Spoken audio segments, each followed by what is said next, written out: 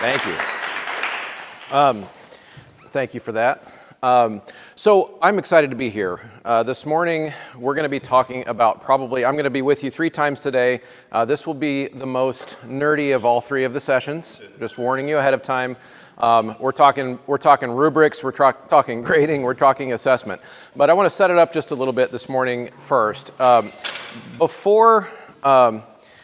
As you heard in the what I called the short version of my stupid bio there, that I direct a professional choir. I also direct a high school choir, and that's kind of weird in that I started directing a high school choir first, and I lived in that world. But then in Kansas City, it's actually a pretty good place to be in terms of professional singing gigs.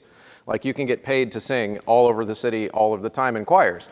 And so I started doing that at a young age too, and I started to notice early on that if the kids in my classroom, and I teach 9 through 12, but if the kids in my classroom are being taught to listen, and if they're being taught to hear music in their head, it's quite remarkable what they can do comparable to the professional musicians that I was singing with on the evenings and the weekends. And so I started to hash some of the stuff I'm going to talk to you about this morning. I started to hash it out 15, 16 years ago when I started to notice, okay, I've got students now who can sight read better than a whole lot more of the professional singers that I sing with. And that is still true, okay? So at this point now in my life, I look back on it, this is bizarre and it sounds very strange, and of course I don't mean it to insult any of my professional colleagues that I sing with. The audition to get into my high school chamber choir is more rigorous than the one that I pay singers to sing in. It is harder to get in. You've got to be a better music reader to get into my high school chamber choir than the pro choir that I lead. Let that sink in. Now, do the kids sound as good as the adults? No, of course not. But can they get to the right answer, quote unquote, quicker? Yes, they can. And they can get there with more independently, with less help. Okay, and that ultimately came about in my career as something that I started to think about where I was never told that was even possible, so I never dared to dream that it was possible. And I started to think about whether or not that was true. And so ultimately I came to this idea that, okay, so what are the challenges that get in the way of that type of result for a lot of teachers in a lot of situations? And the first one I thought of was just imagination. A lot of us just don't think it's possible. So once you've gotten over that hump, then the other challenges that matter come in, right? So once you've kind of believed that it's possible, then you can start to come across the other challenges. And it got me to another challenge, which is that in music education, we tend to have a big hurdle, which is that other parts of our institutions, whether it be our colleagues, our administrators, our school districts, whatever, don't see what we do as a real class that would require the rigor that it would take to get the kids to that point. So we have to not only sell it to the kids, but we have to sell it to our bosses, okay? So that's where I started to kind of think about what I'm going to be talking about this morning, which is that if we're going to grade in such a way that leads to rigor, but then deals with the other problem that we have in our class, where if it becomes too hard to get an A, it's an elective and kids will just quit. So how do we thread that needle? And started to come up with this idea that number one, we got to grade on growth. And in places that we're allowed to, I recognize that not every school would allow this, shed any concept of grade level expectations. Because we're in music in most places, I don't know how Alabama, but in Missouri, I don't have state standards set by a politician. I get to work within my school district to create our curriculum, which means I don't have to say a 9th grader must be able to do this. A 10th grader should be able to do this. 11th, I got rid of that. I used to do that. 10 years ago, I used to have grade level expectations because I thought that was better than no expectations, and it was, by the way. Grade level expectations are better than no expectations. But then I started to realize, as many of you probably have already realized, that kids come to a music class with a much wider range of background in that content area than, say, would come to a 9th grade math class. Because when they come to a 9th grade math class, they pretty much all have had to have the certain number of math classes prior to that, and maybe they're not great at math, but they've been exposed to it, and they've had the certain terminology built in, and they get to 9th grade and they're ready for that first year math class. We do not get that in most places in music. I might have a kid sitting in my beginning choir who is a piano lessons kid who's been on stage doing musicals their whole life, and they started taking voice lessons in 6th grade, and their mom already thinks that they're a star, okay? And helicopter mom, all of that kind of stuff is happening right next to a kid who has never been in a music class ever. And how do you effectively teach and assess classes that are that diverse in terms of background and content knowledge? So the grade level expectations went out the way pretty quickly for me when I realized that it's not only not realistic, it's not fair, but it also isn't conducive to learning. So we're going to dive in here and hopefully get to the end with some time for questions and conversations. Okay, so first problem, rigor and accessibility are not antonyms. We run into this problem sometimes where if especially in music, because it's hard for us to agree on what a high standard should look like. We're going to talk about that later. So sometimes the answer is to just, well, we shouldn't have high standards. But what I'm going to try to argue today is that you can have a very rigorous, thought-inducing, provocative struggle session of a class and have it still be something that everyone can get an A in. You can do both. You don't have to choose. In music education, we frequently lament cultural attitudes about music not being a real class, as I said before, and our jobs depend on enrollment numbers. Has anyone ever felt pressured to give an A? Yep. And I think part of that is because we've confused these two terms. Rigor does not necessarily mean that we have a choir that is really hard to get into and that we're excluding people, and as we have an audition, we're shooing people away. That's not the same thing. Rigor just means, to me anyway, that each individual student, if they're helicopter mom's kid or beginning kid, they're both going to have to show improvement over the course of the time in my class to get an A, which means they both can. It's a choice. Okay. Grading on growth. We're going to talk a little bit about this now. Imagine a music class where the most talented musician in the room has to show growth in order to get an A, and the weakest musician can be reinforced and reinvigorated. The master teacher, and I really believe this, is a master carrot dangler. Okay? And I don't care what subject that is, by the way, but a master carrot dangler is the one who knows just how far out that it needs to be at all times, because they recognize that if it's too close, the kid will grab that carrot so easily that they now think your class is a joke. And if it's put out too far, then they will just start to believe very quickly that they can't ever get there. Which for me, by the way, that mistake happened when I did, even though it was a necessary mistake in my growth, it was when I went to grade level expectations for individual sight singing. Because I test all my high school kids on individual sight singing at the end of each semester as part of their final. We started that process with grade level expectations. I use Sight Reading Factory, so we did it by levels. At the end of 9th grade, first semester, every 9th grader reads a level 2. And then at the end of the second semester, it's a level 3. And then sophomore year, they start level 3, go to level 4. Well, that worked fine for the average kid in the bell curve. But then I started to realize that those kids, it's the carrot again, right? So if for some of my kids, that was way too easy. Way too easy. Piano lesson kid, and it started phoning it in real fast, and they weren't learning and they weren't growing. For the kid who's struggling to match pitch, level 1's not appropriate, right? And so that kid started to believe really quickly that, well, this is just not for me. Okay? Now, overall, did my program get better during that time because we had expectations? Yes, it did. But it really started taking off when I removed that concept and started every kid from where they are at the beginning of the year. So what we do is we pre-test them in October to determine an appropriate goal for first semester. And for the kid who can't match pitch, maybe that's their first semester final. Can you sing a scale? If so, you get an A. Because you're going to have to be able to sing a scale if you're going to read a Sight Reading Factory exercise. So we got to start somewhere, and I don't care where it is. Now, I think probably the hardest thing about selling this to a classroom full of students, because we know kids compare themselves to each other also. Okay? That's probably the biggest hurdle here, is the psychology of convincing kids that it's okay that you're at sing a scale while your best friend is at level 3.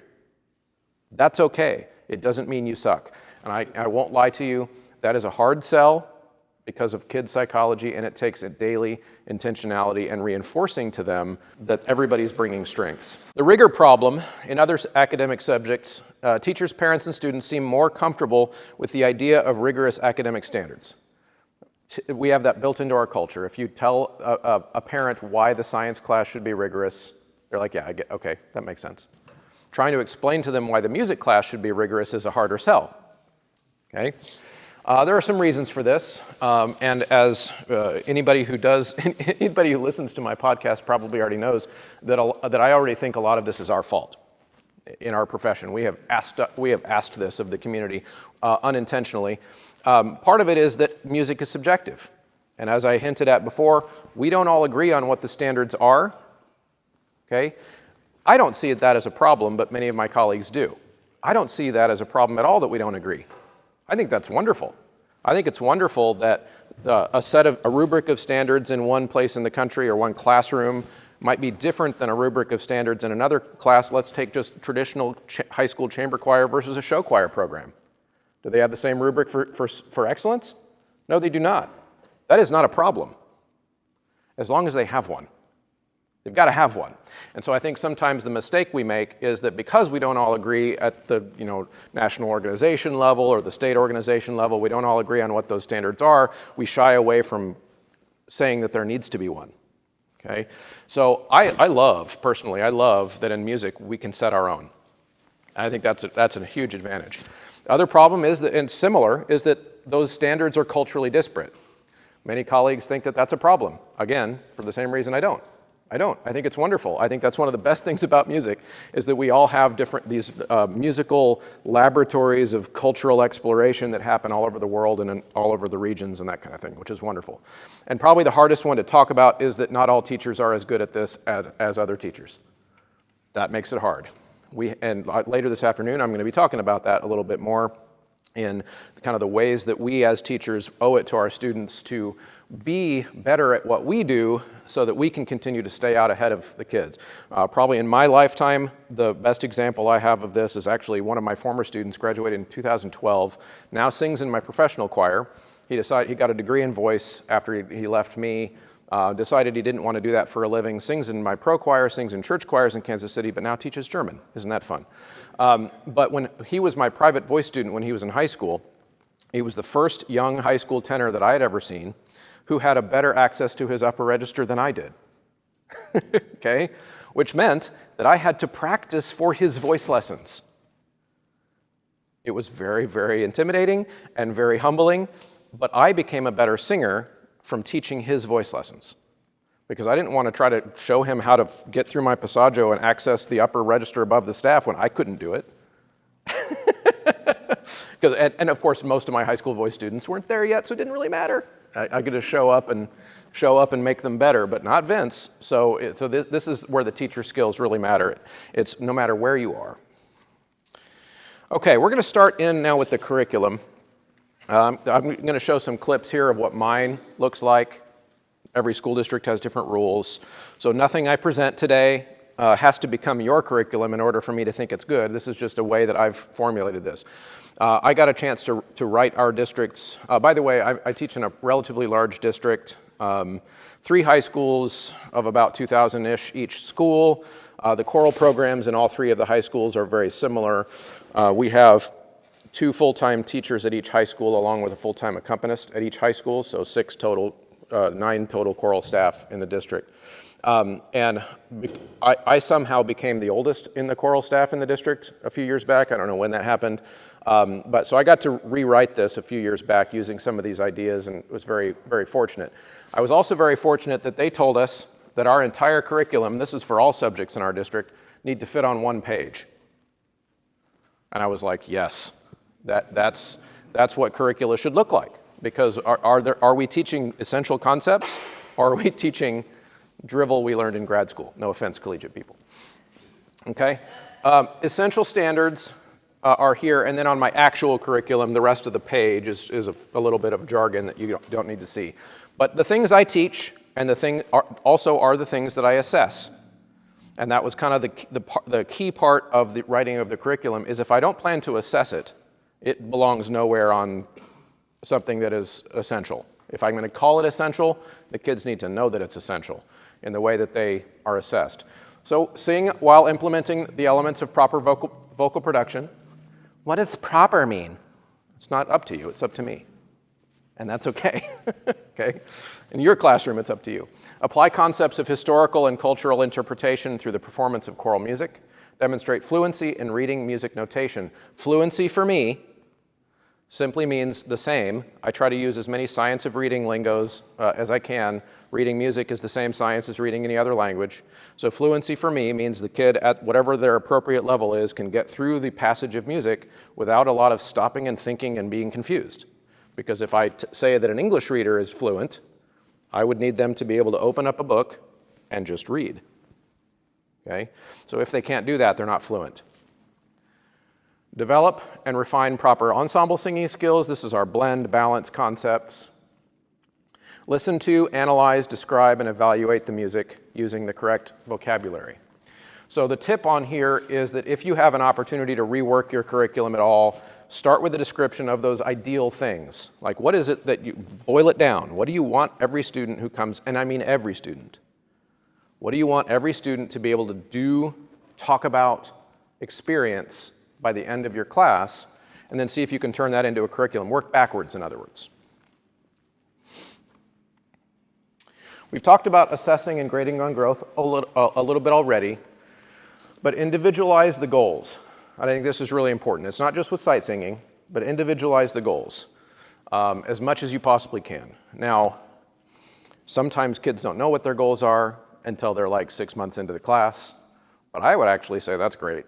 That's great. I don't know if, by the way, I should have probably done this earlier when we started. By a quick show of hands, I want to see what levels we teach. Middle school, elementary school. Okay.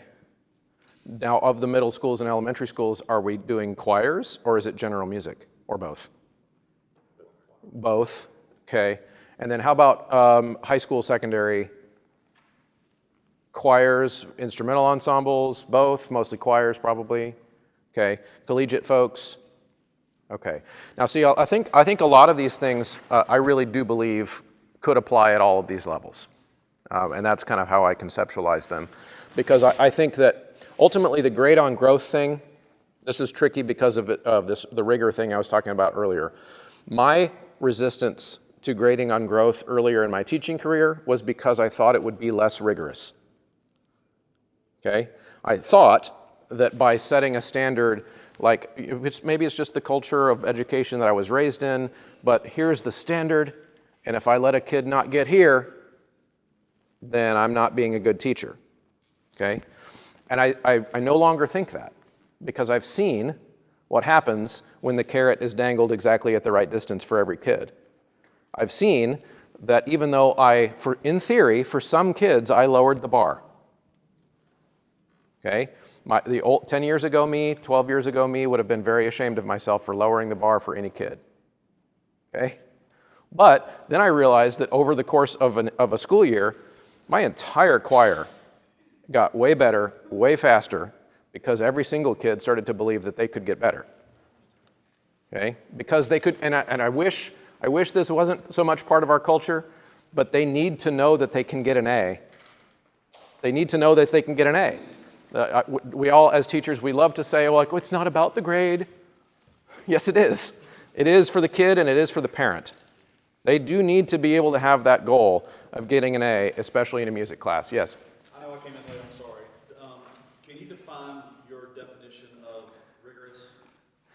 Yeah, so I did kind of tackle that at the beginning, but the short version I could say is that for me, rigor means that every kid is being held to a standard that will show that they must improve over the course of the school year. Okay, that's an oversimplification, but that's essentially where I went. Yep. Yeah, good. All right, so let's move into our first rubric. So one of the things that I do is I have everybody do part checks. Part checks are singing tests. We call them singing tests. They're quick and easy to grade, and of course, all of these assessments, you're going to do yourself a favor no matter what technology you can use to make the grading go faster, especially if you have large classes. But basically what we do is, let's say we've got a concert on October 15th. Around October 1st or 2nd in my class probably would be the first singing test, which means we've been working on those pieces. They know those pieces, they should anyway, know the pieces for performance. And then I start to think about, all right, so which portions of these repertoire that we're doing for this October concert might need the most zoomed in individual work from each kid. So I'm not talking about the part that's already the easiest. I'm talking about the part we're struggling with as a group. Then I might announce a couple weeks before that, hey guys, in 4 days we're going to have a singing test, and it's going to be on DSE Ray by Ryan Main, measure 22 to measure 45, and that's the test. And then 4 days later they come in, they knew there was a test, and that's a 3-part piece sometimes. And then, so that would be two music stands for tenors, 2 music stands for the tenor 2s, and 2 music stands for the basses. And we come up 2 on a part, and I sit right in front of them. The class is all behind, as you are right now. And I have a Google form pulled up with this rubric. Okay? So the Google form allows me to pull up 6 tabs on my browser, and I've got their little 3-question thing. So it's notes and rhythms, tone production, ensemble singing skills. And I can either click 4, 3, 2, 1, 0 in each category.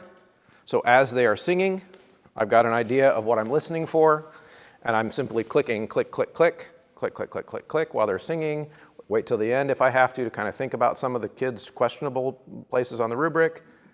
Click, click, click, click, click, submit, next. The entire process takes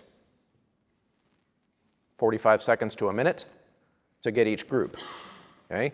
And we spend 2 or 3 class periods, if that's how many kids we have, to get that done. And then by the end, churns out a grade. And if are these questions about the rubric? It's about the process. Okay, yeah, go ahead. Do you have the whole ensemble sing while those students sing in front of you? Or is it Oh, no, they're on their own. They're on their own. Yep, groups of 2 on a part. It is to demonstrate that they have done their homework. Yeah. Pick the 2, so like if you have a really struggling kid, you potentially put him with someone who maybe is not a struggler.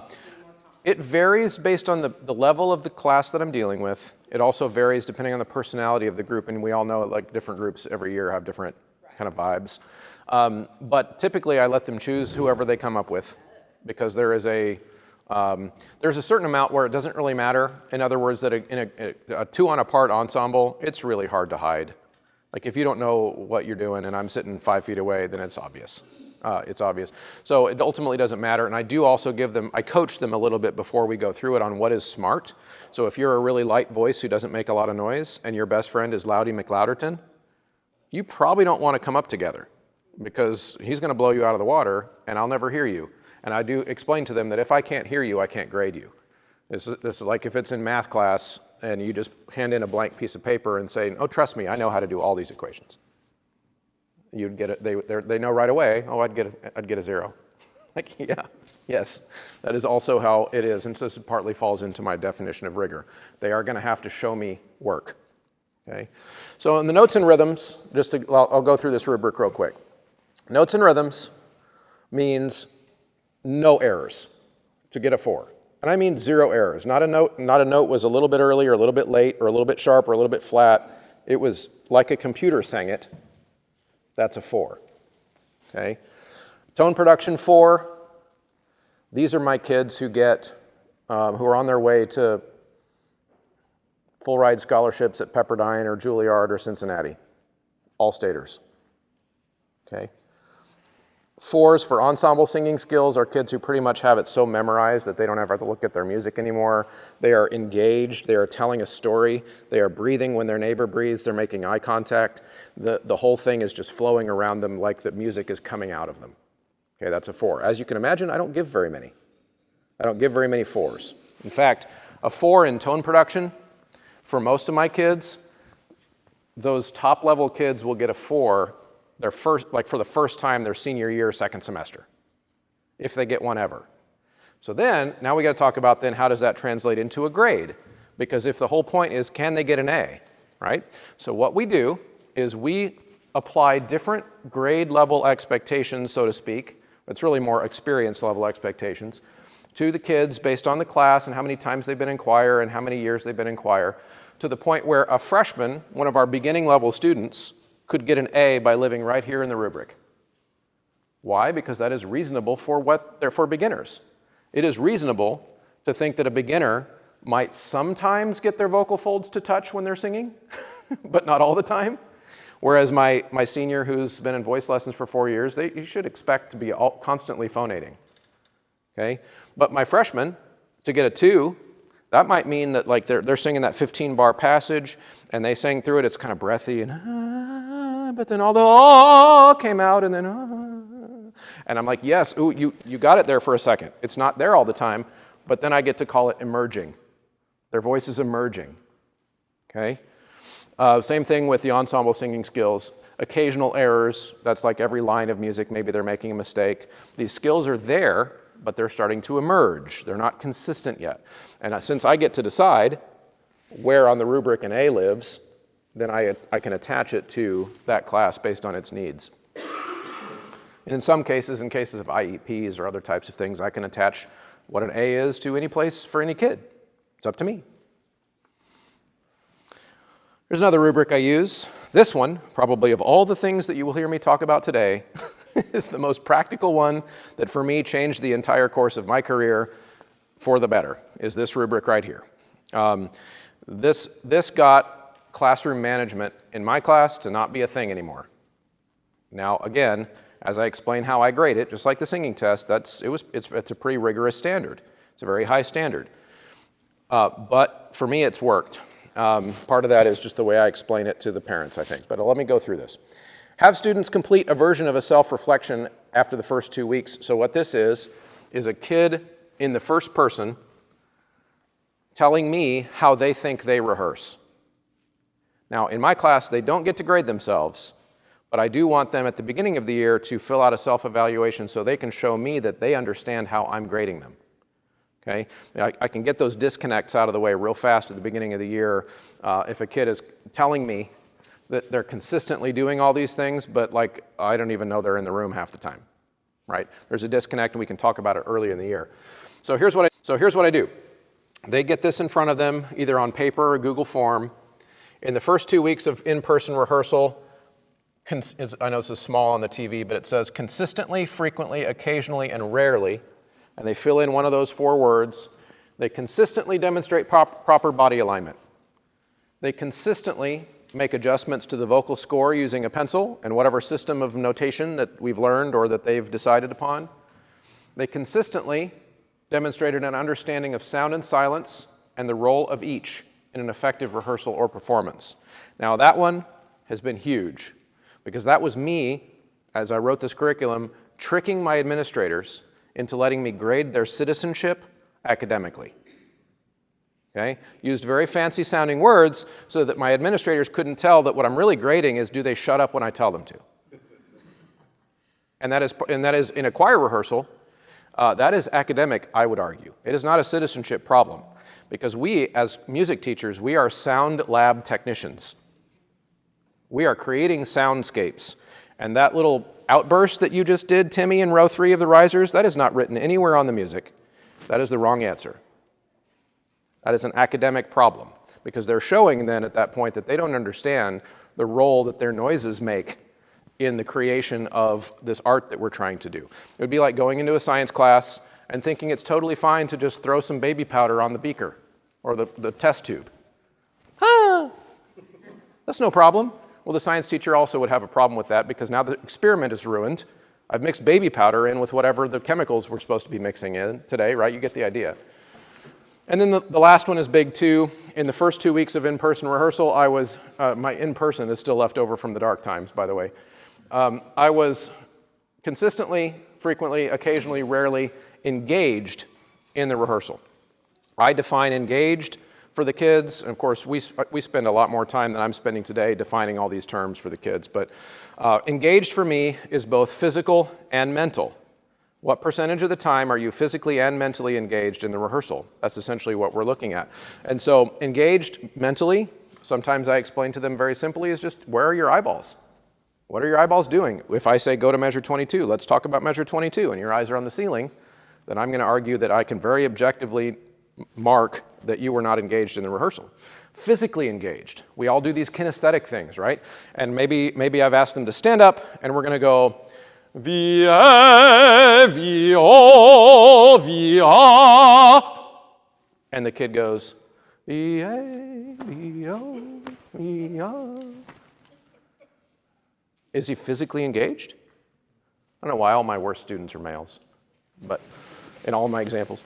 Not engaged. Not engaged physically in the activity. I demonstrated a way that it should be, and you chose to not do that. Okay, so again, these are all things that we grade. So now here's where the rigor comes in. This will freak you out. Start doing math in your head.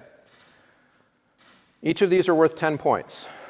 Consistently means they're doing it all the time. By the way, all the time without me having to remind them that it's an expectation. It's just, this is what you're doing, is 10 out of 10. Frequently means they're doing it most of the time, 7 out of 10. That's a C. Occasionally, hit and miss means I can't really predict ahead of time if that kid's going to do that thing or not. That's a 5 out of 10. Rarely, 3, 2, 1, depending on how rarely, out of 10.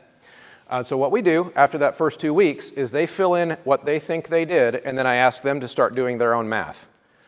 And if they started putting a bunch of frequentlies in there, and then I'll say, okay, so now add 7, 7, 7, and 7.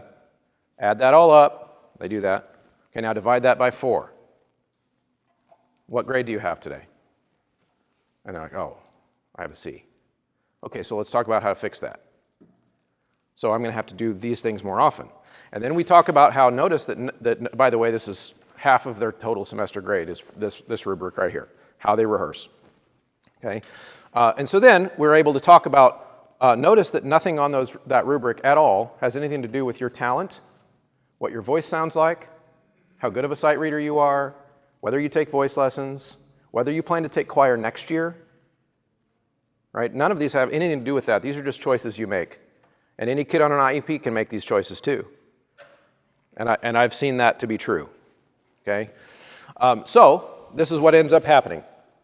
Most kids, after doing one of these for me, one of these self-evaluations, we don't have to talk about it again the rest of the year. They understand. There are also the kids that kind of hold out to see what they can get away with. And so what I do then is if they're still struggling is I just make them keep doing the self-evaluation until they start to get it. But most kids get it after the first one. Okay?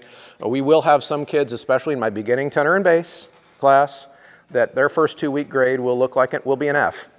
And that there will be several of them.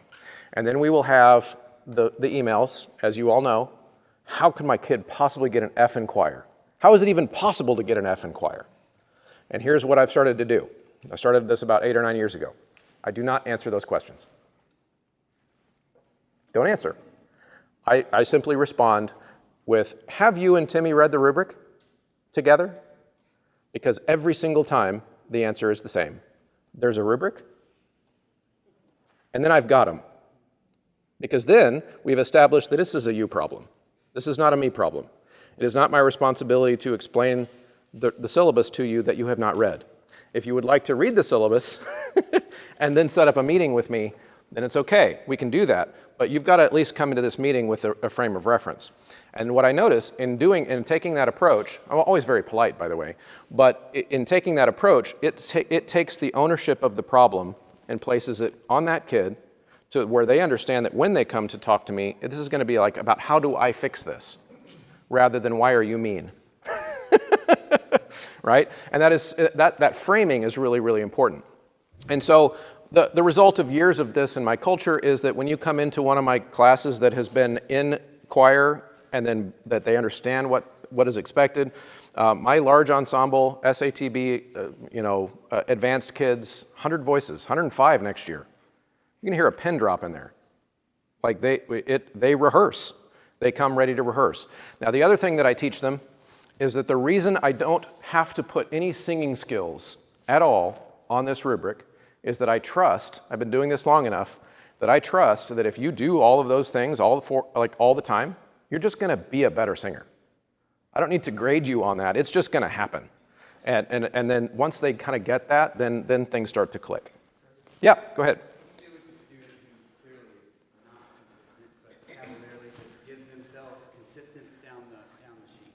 Well, so keep in mind, I don't, when they do the self-evaluations for me, that does not count for their grade.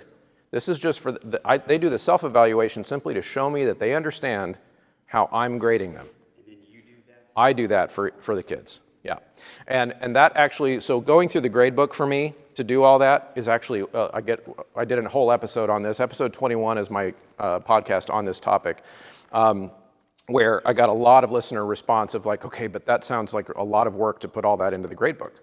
It's actually not, because what ends up happening, and part of this could be just the way my brain works, I don't know, but as I go through the grade book, it is very easy for me to start to put kids into it.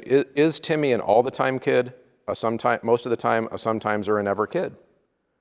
Because I can see it, and then I can usually justify it very, very easily. And well, let me rephrase that. I don't justify it. I ask them. Okay, if they ever argue with the grade I put in, then what I do is, okay, so how much of the time would you say that you have your pencil out writing down the things that I say? Is it all the time? Is it really all the time? Because that's what it takes to get an A in my class. Almost never do they claim that it's really all the time. And then I say, oh, okay, now see, that's the problem. Okay, so I simply go through each kid's name and ask myself the question, is this an all the time, most of the time, sometimes or never kid? And their grade then reflects that on average. And so we do it every 2 weeks. Different schools would have different rules about when grades go in. But so I'm thinking back to the last two weeks, and I tell them, this is, I guess, side details, but because everybody could do this differently. But the way I tell them is that I'm going to be, in my head, when I think about your rehearsal, your rehearsal skills, I'm going to be mentally throwing out your worst day because you were in a bad mood. And I'm going to be throwing out your like best day because it was the one day you were actually trying. I'm thinking about what are you typically doing. I'm not trying to nitpick kids. Do you remember that one time you had your phone out? B. Like that's not the point. And I explain that to them. Like I'm throwing out your best day and I'm throwing out your worst day every 2 weeks. And this is just like what you're typically doing. And that's a lot easier to justify if they ever argue or if mom or dad argues. Now, I've been where I'm teaching for long enough now that they don't argue anymore, but at the beginning they did. Here's another rubric. This one's very simple. Our concerts are graded, and they are for 10% of the semester grade. They are not optional, but they are also, because everything is assessed based on some kind of standard of engagement, that they are not an automatic 100 points every time just for showing up. They have to actually do things when they're there. So if they meet expectations, it means that they are on time and in uniform, engaged audience member, which means that we just don't catch them jacking around in the audience. They're supporting each other, listening to their colleagues, listening and applauding and being supportive, all of those things that we would look for. We have parent volunteers, by the way, help as spies. One of my favorite experiences was I had a dad up in the booth. He was supposed to be filming the concert. He decided to not, and started panning the audience to zoom in on the cell phone use kids. It was great. But so we're kind of, we don't police, we're not the Gestapo, and we're not like walking around with like cameras and stuff, but it's pretty easy to see which kids are disruptive. And then an engaged performer, I kind of already defined what engaged means for us, but engaged performer does not, you're not going to get half those points if you simply walk up on stage and go, and then walk off. Then you weren't an engaged performer, you chose to just show up, and that's not worth any points in our world.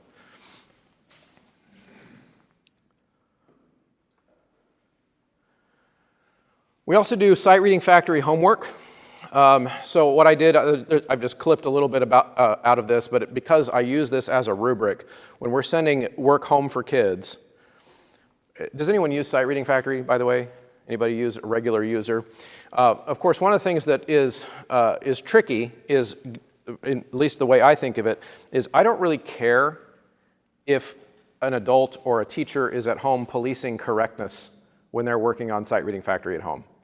Because to me, the value of that is simply developing literacy in the language around music notation.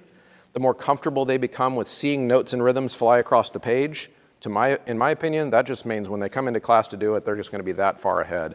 So I'm going to let this explanation go just a little bit. I'm going to keep an eye on my time, too. Now, here's important information. Up here it says attempts remaining, 11 left. Okay? What that means is We have set each assignment to have a maximum of 12 attempts. So I'm going to walk you through the rubric here. And the instructions you have to select voice, obviously this is choir.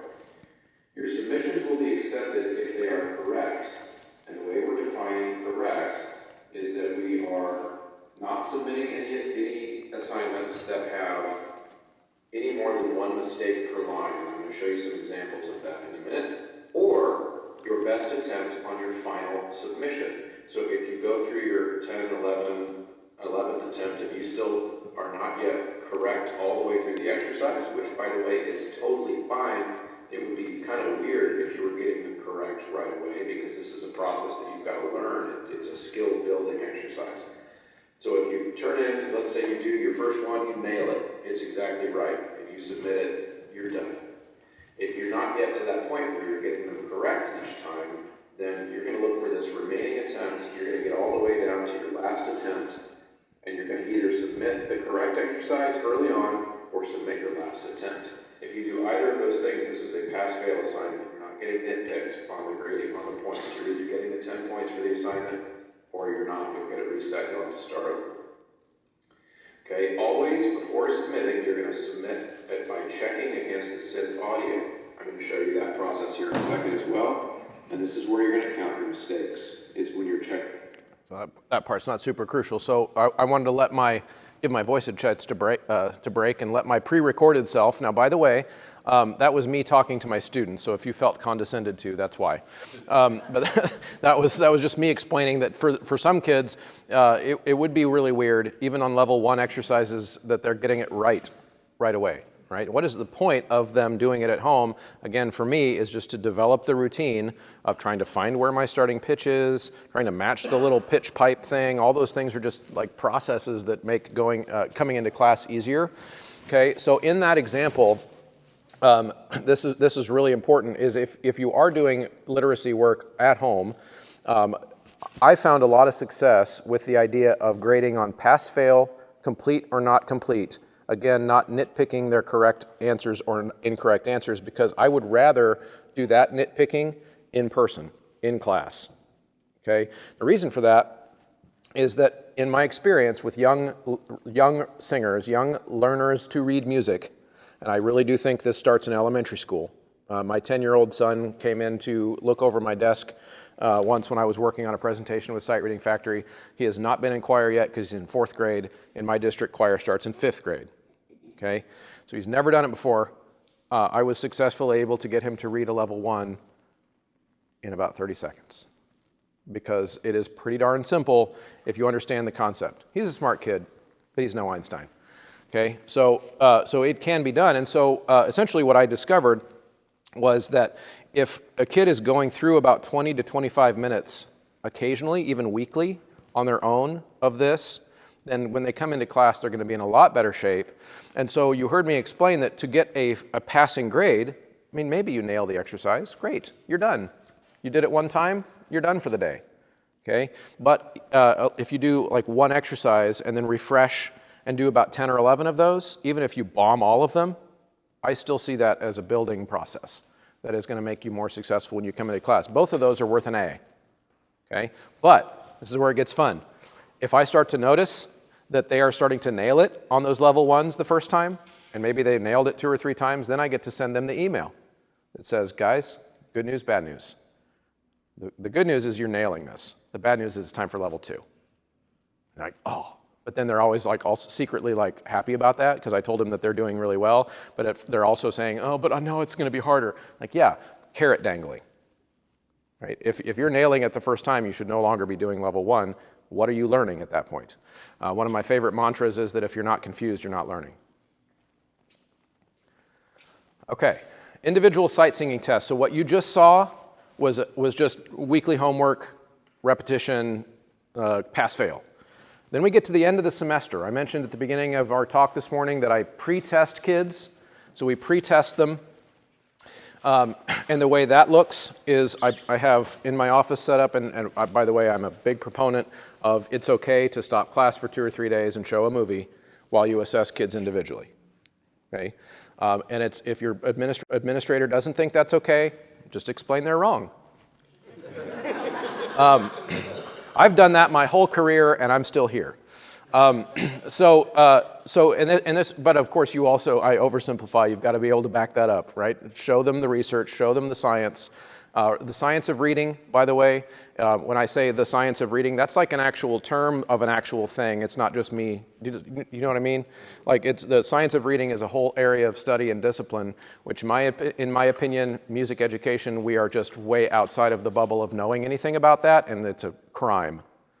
It is a crime because the people who are teaching literacy in other languages understand all this stuff. Okay? In music, we think it's some magical, mystical thing. It's the same brain, same neurons, all the things are firing in the exact same way, with actually more. There's more to reading of music. Okay, so it's beautiful. It's a beautiful thing. What's that? Same process? Yeah, it's the same process. So I think ultimately with this pre-testing idea, what I'm doing is I'm figuring out what little deck of sight words, metaphorically, each kid needs to be able to move into the semester. Okay, so once we've set that goal, then we get to the end of the semester, and the rubric that I use to grade each kid is as simple as this. Okay, it's very, very easy. So let's say her name is Tina. She's in my 4th hour class. She is currently reading a level 2. And in our rubric, it's total points out of 50. Your class grade book could be set up however you want. But we do total points out of 50. And here's how I define it. A 50 out of 50 on whatever level was set for that kid simply means that they read the exercise completely correctly and completely independently. But it does not mean they read it the first time like a machine. It simply means that they didn't need my help to get that entire exercise correct. So I play them only the starting pitch, and if they're able to go all the way through the 8 measures, and let's say they get to measure 3 and it was do, mi, and they sang do, re, but they noticed it and they're like, okay, no, and they keep going, and I'm just sitting there twiddling my thumbs, they have lost no points. Because the other thing I think we do wrong in music education, which no other literacy instruction does, by the way, is penalize kids for stumbling over things. Okay? If you get, again, take it back to language. If you've got a six-year-old reading English, and he says, see, spot, run. See, you can't read. But when we count mistakes and lower their points because they missed a note or missed a rhythm, that's what we're doing. We're effectively doing that. And so what we do is it's graded, 50 out of 50 is correct and completely independent. Once I have to start stepping in to give you answers, though, that's where the points come down. So for us, I kind of have a target laid out. This has worked well for me, but you could probably experiment. Is 50 out of 50 is very clear. Like that, if I step in to help you at all, you no longer have a 50. But then I go about 30 to 49 is for the kid who still gets it all right over the course of the time they're in the room, but they needed me to jump in occasionally to get them back on the right key or maybe to help them remember what dotted quarter eighth feels like. Okay, now you go. You know, that kind of thing. If they needed me to give them any kind of impulse, now that grade might come all the way down to a 30 if I'm doing that like a lot, but they're still able to get there. Below a 30 means during the whole course of the test, they were not quite able to get any certain things ever correctly, no matter what I did to help them. Okay, and that does happen first semester for some of our kids. But I'm about to show you one. You get to watch one happen. Okay. So I'm going to set this up a little bit. This is a clip that I put on my show at the end of, so this was the end of the first, I guess you could call pandemic school year, right? And I want to give this context because it's important to what you're about to see. You're about to see one of my freshman girls at the end of the pandemic school year, which for us was all online for a semester, and then like occasionally hybrid things for a few weeks where I got to see them in person, and then kind of the end of the year, they had really just started coming in person. So in reality, this is more like what a first semester final would look like in my world. But just to give you that idea. And so what you're about to see is I convinced her after she took her real final without a camera on. I said, would you come back in? And I wanted to get a kid who was okay at sight reading as freshman year, but she's not like a whiz or anything like that. So something realistic, and she did, I think it was a level 3 in her first test, and I asked her to come in and record herself doing a level 4 because I wanted to make sure she struggled a little bit so that you all could see what that looks like for me to help a kid get through it. So you can go.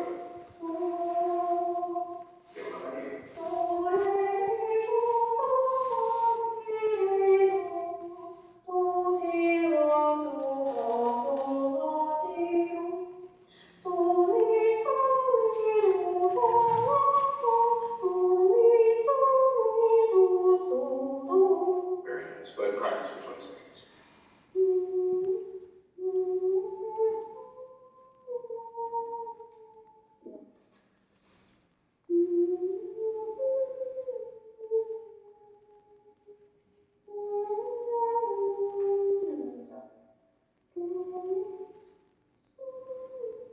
Okay, sing go. 1, 2, and 3.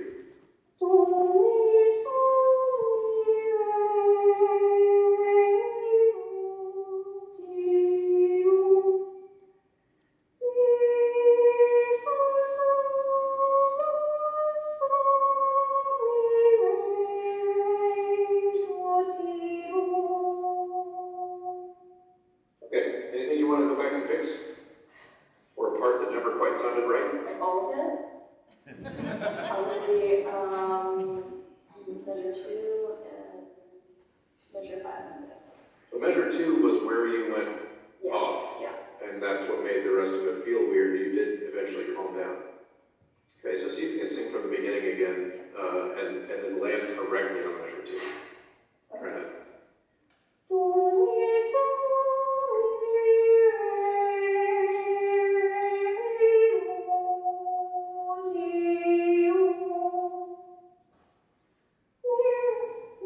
Sorry.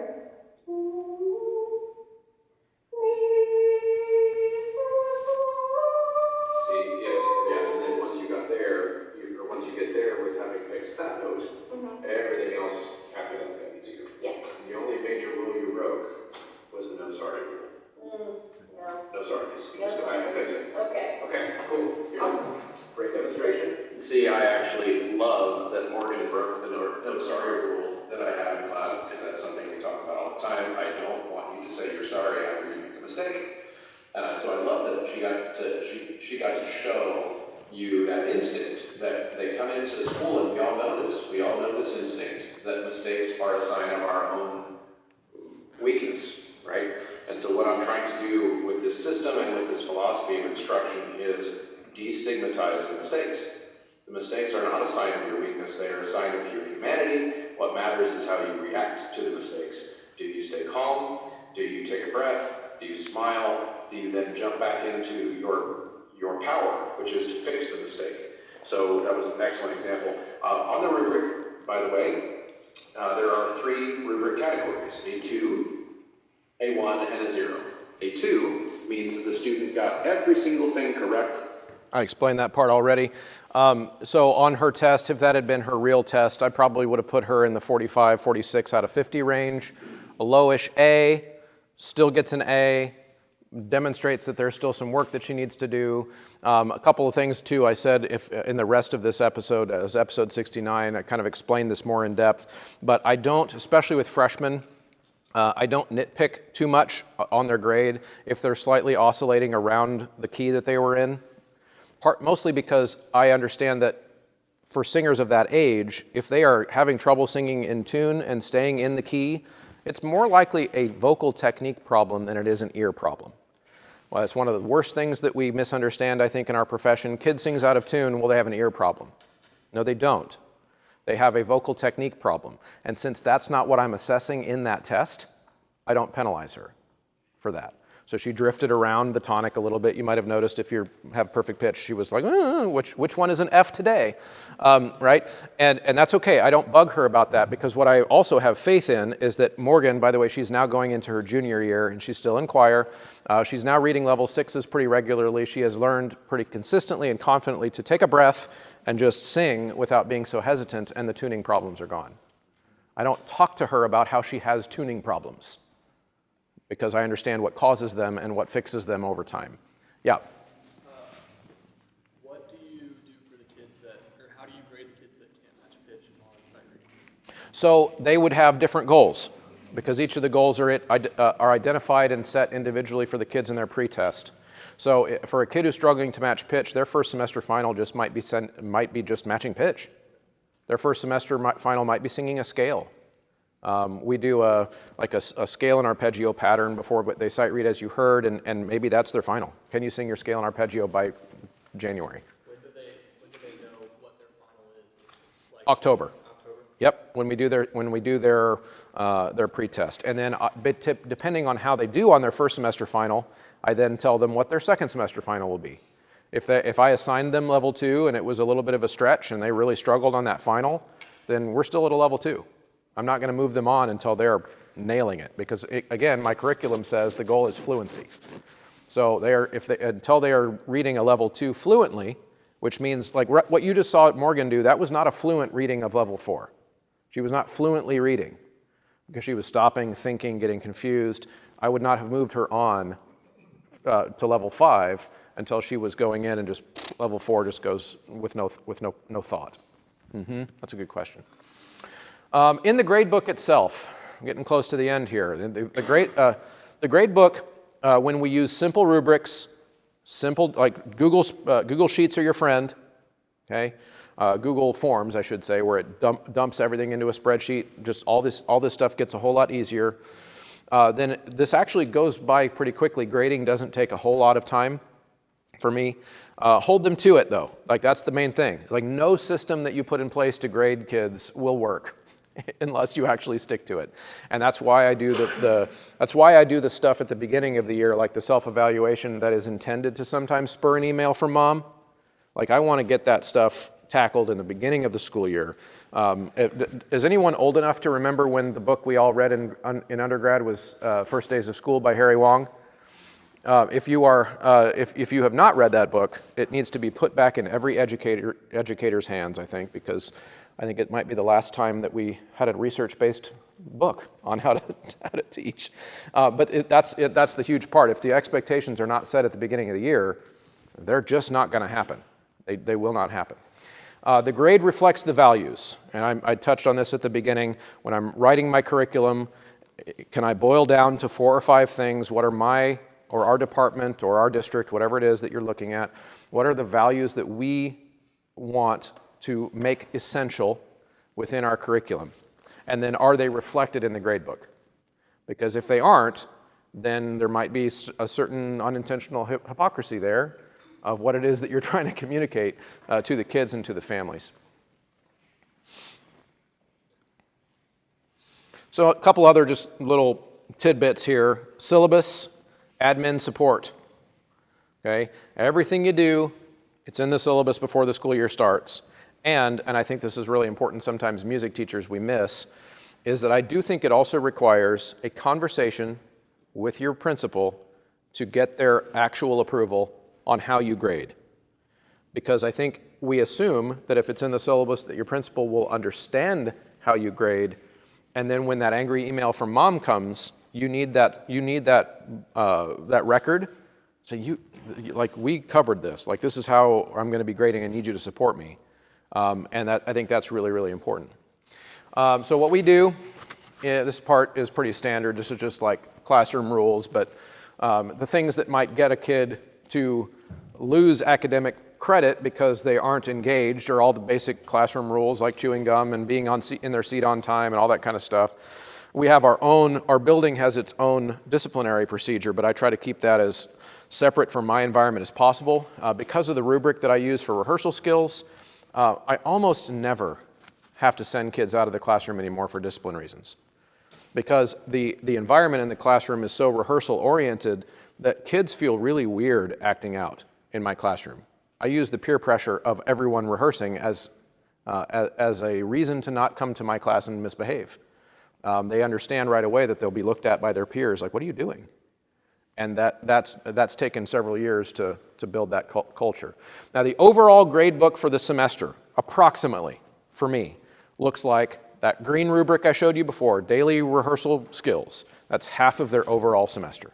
They cannot get an A in my class unless just because of math, they cannot get an A in the class unless they are doing those 4 green rubric skills all the time. Because it just won't work out to enough points to get an A unless they are always aligning their body when they're singing correctly. They're always using their pencils to mark the rehearsal. They're always engaged, and they are always making noises appropriately. Like at the right times, the right types of noises, and that is how we run the class. Okay? Then concert attendance fills in about 20 to 30%, depending on how many concerts we might have in a semester. And then the rest of the 10 to 15% might be those sight reading factory assignments on a weekly, monthly, bi-weekly, however you decide to do it, and their final exam. And that's the whole semester. The whole semester. Okay. I think I made time for some questions, discussions. Yes, I did. I did this same presentation last week at a music ed thing at KU. They gave me 2.5 hours. And so today I was going fast. So I had that memory in my head. Yeah. Okay, I have so many questions. Good. But I'm going to prioritize them in the things I really want to know. So can you laid out your percentages. Talk a little bit about recruiting and I guess talks to your philosophy. Are there kids, do you think, that are in your school that are good singers that would take choir, but they don't take it because of the rigor that you've set up? Like I'm a kid, I love to sing, but I'm not going to be in choir because I'm not going to stand up by myself with either one other person and sing my part in choir. And that may be something that you've grappled with, and you're like, I'm fine with that. But could you talk to that just a little bit? Because we've tried to think about upping the rigor of our class, but we're nervous that those kids that are really smart, really great singers, they're afraid that if they come in choir, I don't want to have to do that much. I don't want to have to do homework for choir because I've got a million AP classes and I just want to come in choir and sing. Do you know what I'm saying? Oh, yes. And then my other thing is... Can I do the first thing Yes. first? Just because, yeah. Okay. So that's a great question. Here's what I'm going to suggest. No matter what you do to change the way your course works, you're going to turn somebody off. So one of the other crucial mistakes that I think we make is living in this Disneyland fantasy that choir's for everyone. No, it's not. Some kids are soccer players. Some kids should be in art class drawing. Right? So what we have to think about then is, what are we setting up the class for? And so what I've discovered, first of all, your direct question is, do I think that in my school there are some good singers that aren't there because of the rigor? I would be shocked to find that out, partly because in our school, the choir program is the most popular program in the school, bar none. More kids do choir than play football or any of the other things, okay? So they tell their friends to come to choir, and they don't tell them to come to choir because it's hard. It's because we're good. And kids like to be good at stuff. They like to be a part. If the football team was losing all the time, they would also have trouble getting people to be there. So I don't really buy into the idea that rigor sends kids away. Because think about it this way. If I were to reduce the rigor in the hopes of pulling in some of those kids who might come take the class because it's an easy A, I'm going to lose some of my top flight kids who are there because it's challenging. So this idea that if we could include more kids if we just made it less hard, I disagree. You're including different kids. You're excluding some. And this is the bitter pill. That will always be true. Okay? There is no magic formula that will get the entire student body to take choir. I wish I could say that there was. But we have to figure out what are our values? Are we there to make music? Or are we not? In which case, we need to figure out which kids are compatible with that. And but again, in my experience, though, the way I think of it is that if my program is healthy, robust, growing, have enthusiastic participants, then I'm not too hung up about which kid decided not to take it. Because I'm of the mind that maybe that kid came across another activity that lit up their fire. And I'm like, great, that's awesome. And I even have that attitude if a kid stays in my program for 2 years and then quits. Because I talk to them. I have a really good, I'm pretty good at developing personal relationships with the kids, even though we have a lot of them. And so it's very commonplace in our program for a kid to take choir in 9th and 10th grade, struggle to get into their schedule. They can no longer get into their schedule in 11th and 12th grade. And we part ways as pals. They walk past my room and wave their junior year, and they're like, oh, Mr. Muntz, I miss choir. You know, and it's fine. I high-five them, and I hope you found something to fill your day, and that's great. And so I understand that does come from a place in my program of privilege because I don't have a recruiting problem. It would be hard to have that attitude if your job's on the line because you don't have enough kids. But I would suggest that one solution if you don't have enough kids is to have a better program. Like the kids will show up when things start to get better. It's a good question. More questions? Go. I think you probably don't have this problem or this issue because I feel like you probably have a really good feeder pattern. But if you had kids coming in 9th grade who they took choir in middle school, 6th, 7th, and 8th grade, and it was not this at all. It was like, I'm going to learn a couple songs and I might get some homework done and I'm going to get to talk to my friends. And then all of a sudden, I'm going to keep taking choir because it's going to be an easy A. Not that this is my situation. I have a middle school person in here. Dan, I love you. She's like, whoa. Not my situation. But I'm just thinking, like, Yep. I've been in places before where they weren't in middle school choir, or that, like, and then they come in and they think this is, or there wasn't one, like, they're coming in 9th grade thinking it's going to be one thing, and then all of a sudden, you're like, oh no, you're going to be doing like weekly homework and tests and singing assessments, and then they're like, wait a minute. But that's the beauty of it. If you're grading on growth starting where each kid is, will rigor in that situation that you just described look like my classroom? No, it won't. But the philosophy could still be the same, which is that I'm going to figure out where you are. You've never sung before? Awesome. Okay, so what are some skills that we're going to set up as your first semester final goal? What do you want to be able to do? What do we want you to be able to do at the end of 9th grade? If that is the culture from the beginning, then I don't think that that's an issue. Now, I have experienced what you just described. My very first teaching job was exactly what you just described. I was at a 5A high school, not too far from where I am, big high school, 2,000 kids. There were a total of 30 kids in that school that had auditioned for choir when I came. Okay? I ended up teaching there for 2 years. Long story, which I won't bore you with. I was going to be there for a third year, and I broke my contract at the last minute to go back to grad school. But life events, you know. And so 30 kids when I started. Had I come back for my third year, there would have been 250 kids in choir. Okay?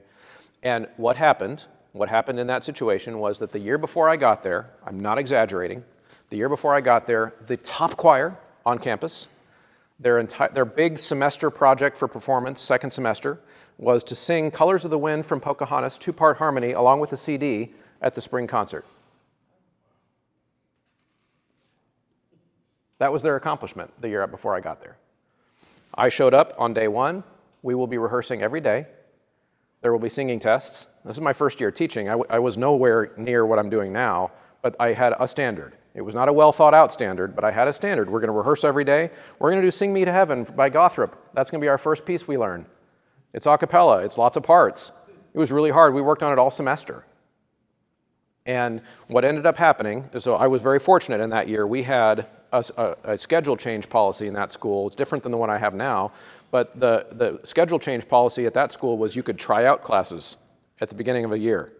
And within the first 2 weeks, they had a pretty open schedule change policy. Yep. So here's what happened. So I had 30 audition kids. The rest of the kids in my classes, it was a full-time position, but I had all the other kids that would show up were placed there by guidance counselors. It's just like, you need a class, okay? So within the first week of my class, that very first year, I had 40 kids total. So my roster was 30 audition kids, and then like about 120 random kids that had never taken choir before. I had 30 total kids go to the counselor and quit my class. But I also had 60 kids join because the word spread real fast, choir's doing stuff again. So that kind of illustrates my point of, did I exclude those 30 kids who wanted the easy A? Yes, I did. And I slept fine. Yeah. Coach, I have one more quick question. What would be your elevator pitch to a student who's not in choir? Is the rigor of your class a part of that pitch? No, because they wouldn't understand it if I explained it to them, if they've never experienced it. So the elevator pitch, that's a good question. I've never been asked that question before. I would say the elevator pitch would have to do with the culture and the community in my classroom. Like, my classroom is a family.